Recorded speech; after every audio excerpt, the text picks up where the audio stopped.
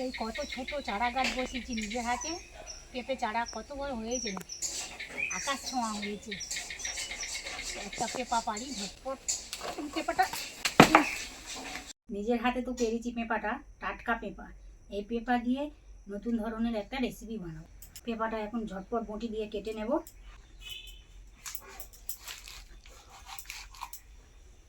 টাটকা পেঁপা তো আটা ভর্তি।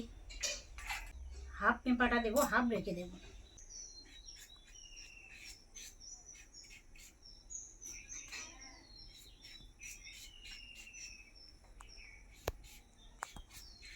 এই পেঁপাটা তো এখন আমি টুকরো টুকরো করে কেটে নেব।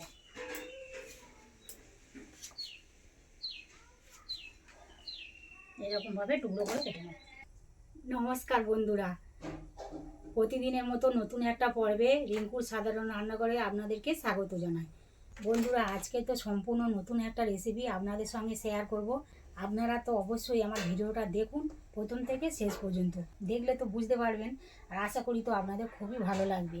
ভালো লাগলে আমার মতো এইভাবে বাড়িতে একবার হলেও বানিয়ে খান। আর ভালো লাগলে লাইক করে বন্ধুদের সঙ্গে শেয়ার করে দেবেন। আর আমার ছোট চ্যানেলটিকে আপনারা প্লিজ সাবস্ক্রাইব করে দেবেন। দেখা যাক দাদা বাজার থেকে আজকে কি এনেছে। এই মাছের ডিম এনেছে বাজার থেকে। তো দাদা কাতলা মাছের ডিম এনেছে। ডিমটা দেখুন কত সুন্দর দেখতে, কত চওড়া, এক ছড়ি ডিম, 300 ওজন। ডিমটা এখন পরিষ্কার করে জল দিয়ে ধুয়ে নেব। এখন তো আমি উনুন জেলে দিয়েছি, অল্প একটু গরম জল করে নেব। আজকে তো আমি যে রেসিপিটা বানাবো তার জন্য যা যা উপকরণ লাগবে সব কিছু কেটে ধুয়ে পরিষ্কার করে হাতের কাছে তো গুছিয়ে নিয়েছি। জল তো বেশ কষকষে গরম হয়ে গেছে। এখন তো আমি এই গরম জলটা মাছের ডিমের মধ্যে দেব। মাছের ডিমে তো একটা আঁশটে গন্ধ থাকে, এইভাবে গরম জলের মধ্যে দিয়ে ধুয়ে নিলে মাছের ডিমের যে আঁশটে গন্ধটা চলে যাবে।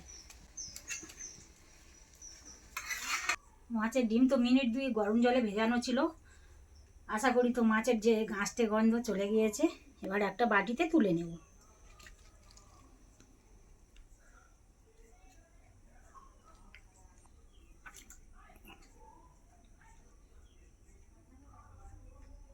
গরম জলের মধ্যে দিতে মাছের ডিম তো অনেক নরম হয়ে গিয়েছে।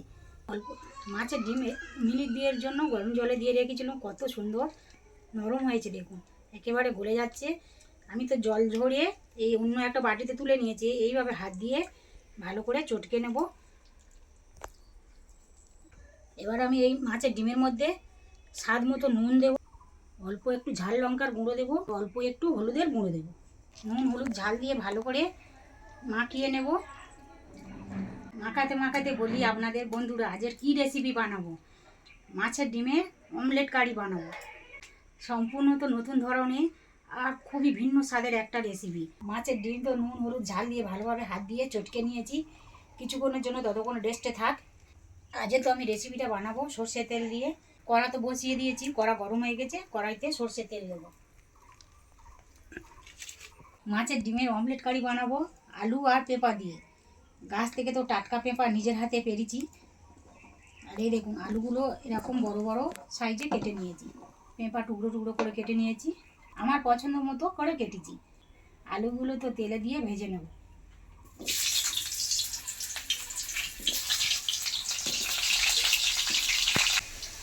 আলু তো কিছুক্ষণ ভাজা হয়ে গিয়েছে।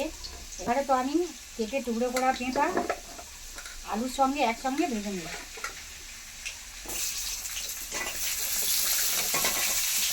হাফ চামচের মতো হলুদের গুঁড়ো দেবো।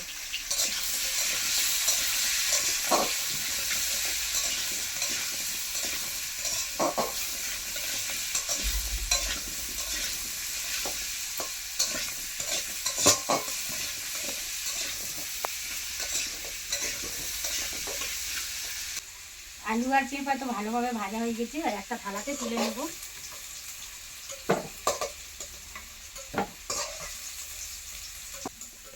হলুদ দিয়েছি তো কালারটা খুব সুন্দর হয়েছে। কড়াইতে তো আলু ভাজার তেল আছে, আর অল্প একটু সর্ষে তেল দেব। তেল ভালোভাবে গরম হয়েছে। এবারে মাছের ডিম ফেটিয়ে রেখেছিলাম কড়াইতে দেওয়ার আগে আরেকটু ভালোভাবে হাত দিয়ে ফেটে নেব। বন্ধুরা, মাছের ডিম গরম জলে দিয়ে বেশিক্ষণ রাখলে তো শক্ত হয়ে যাবে। অল্প সময়ের জন্য রেখেছি, সেই জন্য এই দেখুন কত সুন্দর নরম হয়ে আছে। এবারে তেলের মধ্যে দেব। কড়াইতে দেওয়ার সঙ্গে সঙ্গে ডিমটা কত সুন্দর ফুলে উঠেছে দেখি। এক পিঠটা তো ভালোভাবে ভাজা হয়ে গেছে, এবারে অপর পিঠটা এইভাবে আলতোভাবে উল্টে দেবো। মাছের ডিম তো দু পিঠ ভালোভাবে ভাজা হয়ে গেছে। এই দেখুন কত সুন্দর লাগছে দেখুন মাছের ডিমের অমলেট। এবারে একটা থালাতে তুলে নেব। এবার কড়াইতে অল্প একটু তেল দেবো, দুটো এলাচ থেঁতে করে নিয়েছি, তেলের মধ্যে ফোড়নে দেবো, অল্প একটু জিরে দেবো, 3টে শুকনো লঙ্কা দেবো। ফোড়ন থেকে খুব সুন্দর স্মেল বেরোচ্ছে। এবারে 3টে মাঝারি সাইজে পেঁয়াজ টুকরো করে কেটে রেখেছি তেলের মধ্যে দেবো। পেঁয়াজ তো ভালো ভাজা হয়ে গেছে, এই সময় তো আমি রসুন দেবো। একটা টমেটো টুকরো দেবো। আজকে আমি যে রেসিপিটা বানাবো এই রেসিপিটাতে তো পেঁপে দিচ্ছি, আপনারা নাও দিতে পারেন, শুধু আলু দিয়েও বানাতে পারেন, কিন্তু আপনাদের দাদা তো আলু খাবে না, সেই জন্য পেঁপে দিয়েছি। পেঁপে তো খুবই ভালো লাগে, নতুন ধরনের আর নতুন স্বাদের হবে। এই সময় আমি আদা দেবো।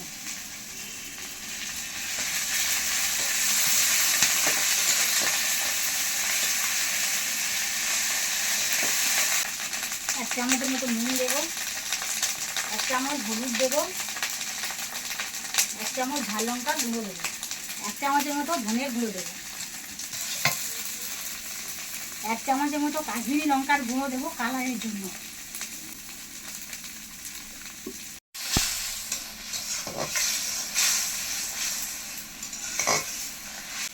মশলা ভালোভাবে কষানো হয়ে গেছে, মশলা কাঁচা গন্ধ চলে গেছে।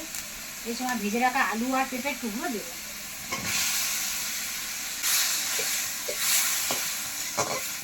বন্ধুরা আজকে যে রেসিপিটা বানাচ্ছি খুবই সহজ, যে কেউ তো বাড়িতে বানাতে পারবেন। হাতে থাকা সাধারণ মশলা দিয়ে খুব কম সময়ের মধ্যে নতুন স্বাদের একটা রেসিপি।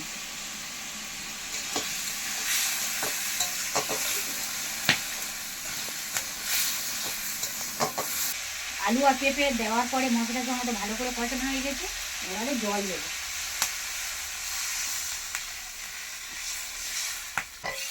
আলু আর পেঁপা সিদ্ধ হওয়ার জন্য একটু বেশি জল দেবো, এই ঘটিটার 1 ঘটি জল দিয়েছি।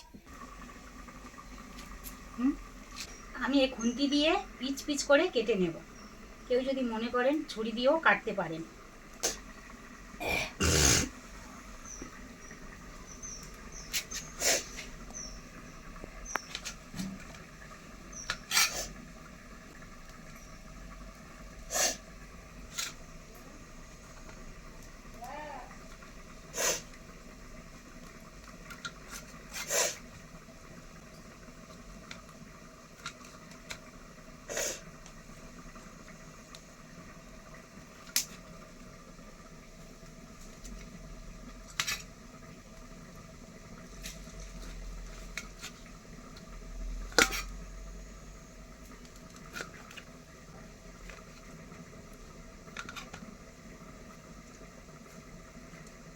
খুন্তি দিয়ে তো কত সহজে কেটে নিয়েছি, আর কত সুন্দর হয়েছে দেখুন।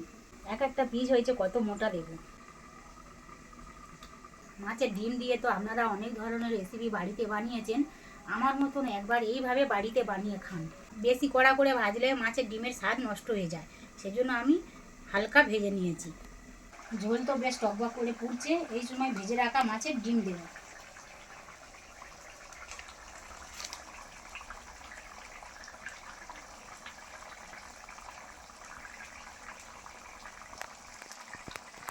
ভাবে নেড়ে দেব।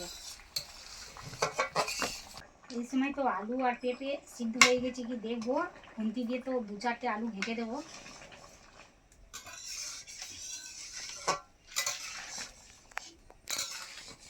তো একদম ঠিক আছে, 1 চামচের মতো গরম মশলা দেব।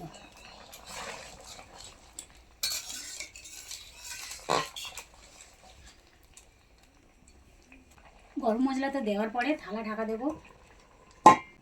ডিমের অমলেট কারি তো আমার সম্পূর্ণ রেডি হয়ে গিয়েছে। মিনিট দিয়ে পরে তো ঢাকা খুলে দিয়েছি, এবার একটা বাটিতে তুলে নেব।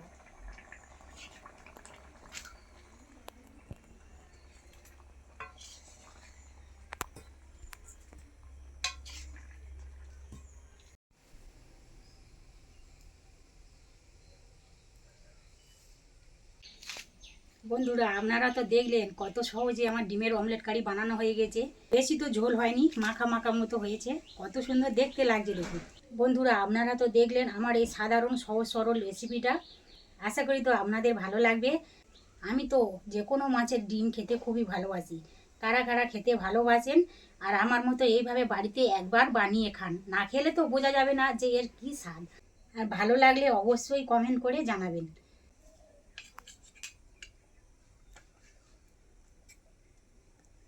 দুপুরেতে গরম গরম ভাতের সঙ্গে আর গরম গরম মাছের ডিমের অমলেট কারি একেবারে তো ফাটাফাটি।